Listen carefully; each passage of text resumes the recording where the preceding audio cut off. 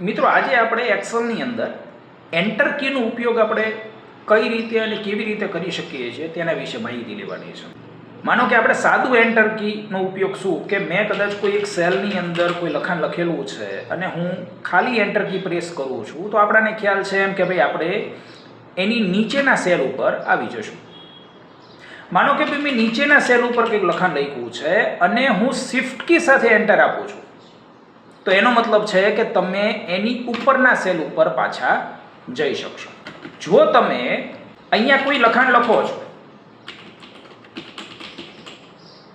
અને હજી તમે એ સેલની અંદર નીચે કંઈક બીજું લખાણ એડ કરવા માંગો છો કે ભાઈ કોમ્પ્યુટર કોર્સ પણ કયા તો મારે એ જ સેલમાં પણ નીચે કંઈક લખાણ લખવું છે તો હું અલ્ટર કી સાથે એન્ટર આપીશ.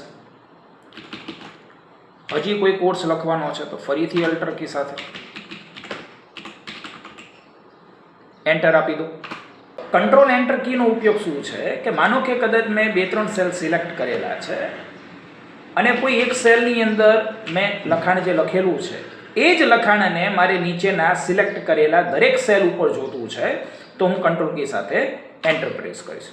મિત્રો એક્સેલની આવી જ વિવિધ શોર્ટકટ શીખવા માટે થઈને આપ જોડાઈ શકો છો અમારા સીસીસી એડવાન્સના કોમ્પ્યુટર કોર્સની અંદર.